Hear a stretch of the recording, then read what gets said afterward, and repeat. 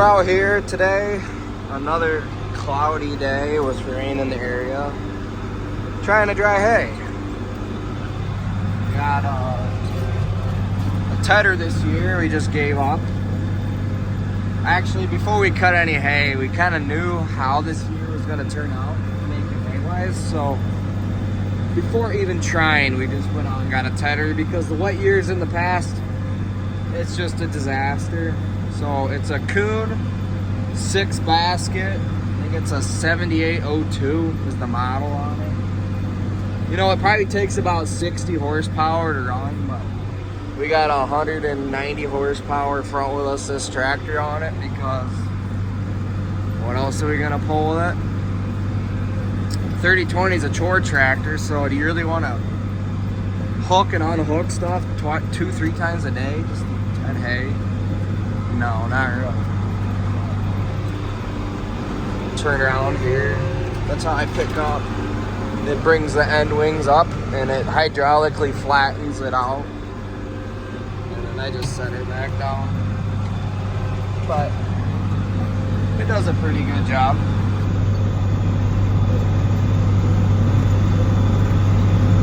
I mean, you lose leaves a little bit.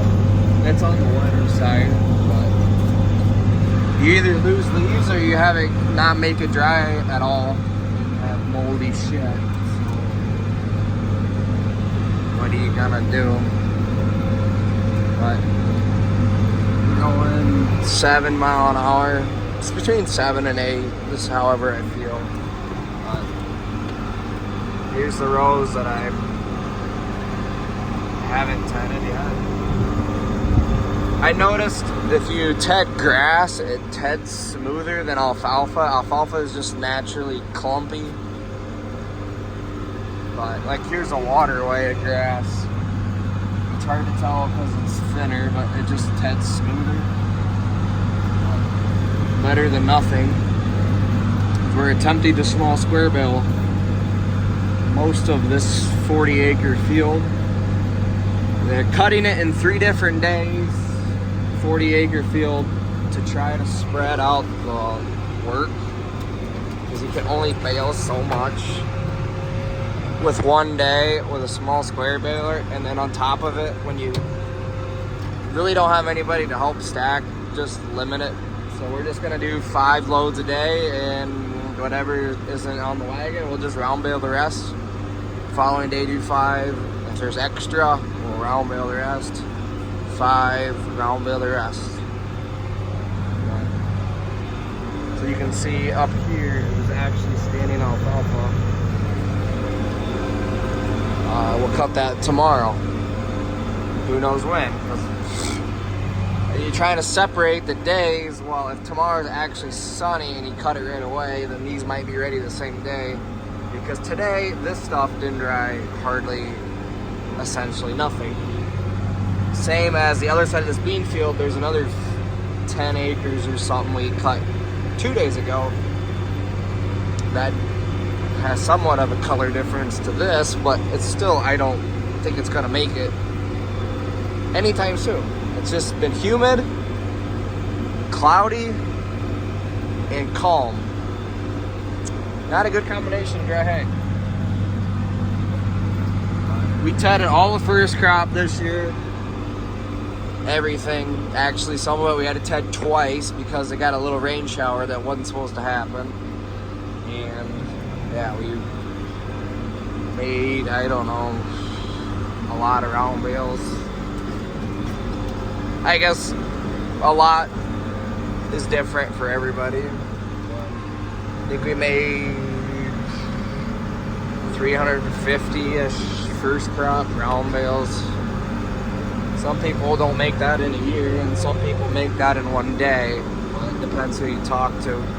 Of course, those 300 some bales are in garden patches everywhere, spread across 10-12 miles, including waterways and hidden corners of grass and more waterways up into a cornfield that there's no turnaround. Those type of stuff included in that. But it is what it is. But maybe could have got away with a 4-basket tedder. It kind of looks like this is tedded already, but this kind of threw it on top of this row. So technically, this row hasn't been touched. It just kind of got shit thrown on top of it. Yeah, I kind of want to set the disc bind super wide and then ted, but it's so muddy that you almost gotta let some ground show to get it to dry and then throw it back out. But obviously, if we're gonna rake direct, we would cut like this too, because there's no kicker wheel. You need just enough gap where the 2 inner wheels will still flip the hay to get it to dry out. But yeah. And then let's see, the first day, which would have been the other day, we cut some to small square bale, and then we went to a different farm. I think there's 15 in that place that we're just going to round bale. So we'll probably just bale those the same day. But that far stuff we're not going to. And then we'll cut this tomorrow, and then we'll cut some more to round bale, and the following day we'll cut the last of it. So there'll be 1, 2, 3, 4 days of baling, because the small square baler is slowing us down. But first crop we baled, I think we baled everything in 2 days. Yeah. We wanted to make it in 3, but the third day it was supposed to rain, so we just did 2 days of hay in 1 day. Made 203 bales that day, I think. Scattered everywhere.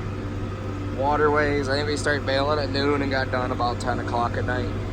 But if you just had one big field, that wouldn't be as impressive. But when you take into consideration where you baled here, drove 10 miles, baled this 5 acres, and you went over here, baled this 6 acres, then you baled 5 acres of no end waterways, and then you went and baled these 20 acres over here, and then you went and drove 3 miles down the road, and you baled 3 acres, then you drove a half mile, then you baled 6 acres. That takes a lot of time, if you get the point. But yeah, 10. Big dog.